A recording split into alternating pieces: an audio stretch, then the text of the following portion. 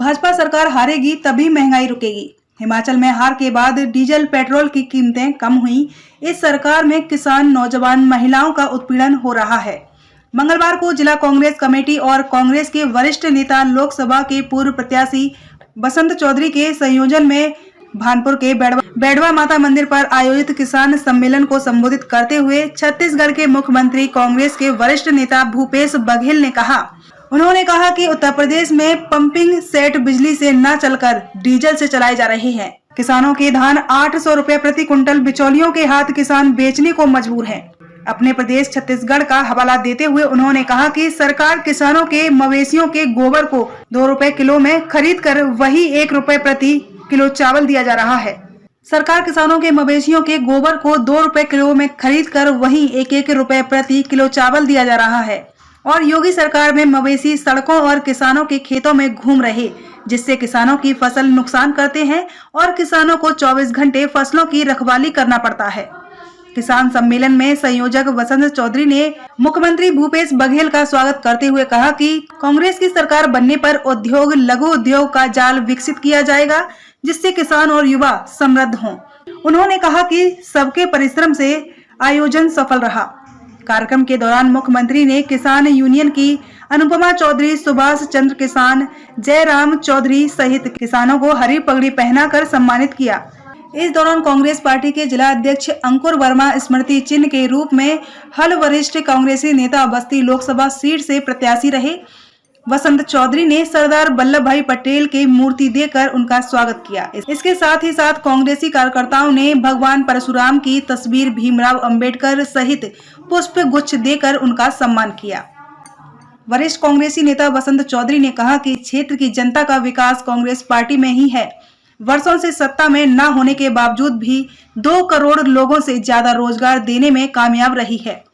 आज हर गली चौराहे पर मोबाइल की दुकानें हैं, जहां पर मोबाइल मरम्मत करने का काम युवा कर रहे हैं। उत्तर प्रदेश से 6 लाख से अधिक सॉफ्टवेयर इंजीनियर देश विदेश में काम कर रहे हैं और इसके साथ ही साथ मनरेगा के माध्यम से लाखों लोगों को रोजगार मिला है और यह सब कांग्रेस सरकार की देन है। इसीलिए जनता को मुद्दों पर एक होकर के वोट देकर सरकार बनाने का सहयोग करना चाहिए।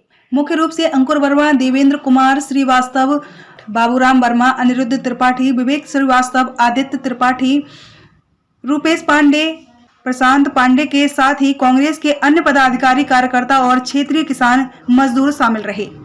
धरती मेहनत कश लोगों की है। यहाँ मैं आया तो देख रहा था, यहाँ बिजली से पंप नहीं चल रहे बल्कि डीजल से पंप चलता है। और डीजल कितना महंगा है। एक बात मैं कहना चाहता हूँ, ये जो उपचुनाव हुए ना हिमाचल प्रदेश में, कर्नाटक में और आपके पंजाब के बगल के प्रदेश, वहां जब उपचुनाव हुए और वहां की जनता ने महंगाई के खिलाफ वोट दिया।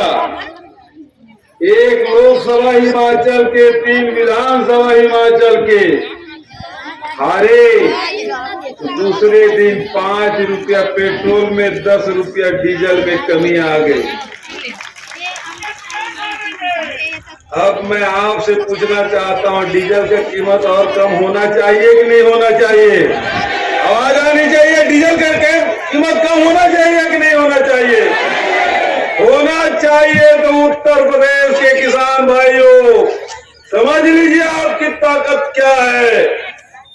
हिमाचल प्रदेश के उपचुनाव में भारतीय जनता पार्टी को शिकस्त मिली, 10 रुपया डीजल में कमी आई।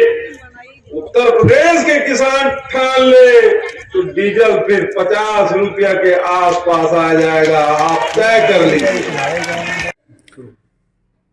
चौधरी साहब, आज आपके विधानसभा क्षेत्र में छत्तीसगढ़ के मुख्यमंत्री जी का आगमन हुआ था। सुनाई पड़ रहा है कि बहुत भीड़ रहा है। हमारे कैमरामैन ने भी बताया कि बहुत जनसमूह का जमावड़ा रहा है। आप क्या कहना चाहेंगे अपने क्षेत्रवासियों के लिए? मैं क्षेत्रवासियों को दिल की गहराइयों से धन्यवाद देता हूं जिन्होंने इतना व्यापक समर्थन दिया और एक सफल रैली उसके कारण हुई। आदरणीय मुख्यमंत्री जी भी इससे काफ़ी गदगद दिखे। मैं हृदय की गहराइयों से सभी लोगों का धन्यवाद ज्ञापित करता हूँ। छत्तीसगढ़ के मुख्यमंत्री एक किसान नेता के तौर पर और कुर्मी समाज के वो बहुत चहेते नेता हैं। उत्तर प्रदेश में उनका बहुत बुलावा आ रहा है, इसके बारे में क्या कहेंगे? और यहाँ पर वो किसान नेता के तौर पर आए तो क्या उम्मीदें हैं आपको? छत्तीसगढ़ के मुख्यमंत्री से लोगों को बहुत उम्मीदें हैं, क्योंकि जैसे छत्तीसगढ़ एक कृषि बाहुल क्षेत्र है, इसी तरीके से उत्तर प्रदेश भी कृषि बाहुल क्षेत्र है। जैसे उन्होंने 2500 रुपया कुंटल धान लिया, यहाँ उतना नहीं मिल रहा है, तो लोगों को आशा जग रही किसानों को कि यहाँ भी अगर उनका दौरा बनेगा और कांग्रेस बहुमत में आएगी तो 2500 रुपये कुंटल धान। गोबर वाली बात उन्होंने बताई जो कि हम खरीदेंगे। जो सबसे बड़ी समस्या इस समय किसानों के सामने है, आवारा पशुओं की। आवारा पशुओं के लोगों की फसल को, खड़ी फसल को खा जाते हैं और उससे जनता परेशान है। मुख्यमंत्री जी ने अपने यहाँ जो योजना चालू की है, उन्होंने कहा अगर ऐसा यहाँ कर दिया जाए तो छोटा पशुओं का। आपके जो कहने का मतलब है कि माननीय मुख्यमंत्री जो है छत्तीसगढ़ में बहुत अच्छा कार्य किसानों के द्वारा किसानों के हित में किया जा रहा है। 100%। मैं एक बात अंतिम में ये पूछना चाहता हूं कि इधर गोरखपुर में माननीय मोदी जी का कार्यक्रम था, उसके बावजूद भी आप लोगों ने जो जनसैलाब वहां इकट्ठा करने का काम किया, उनके बारे में क्या कहना चाहेंगे?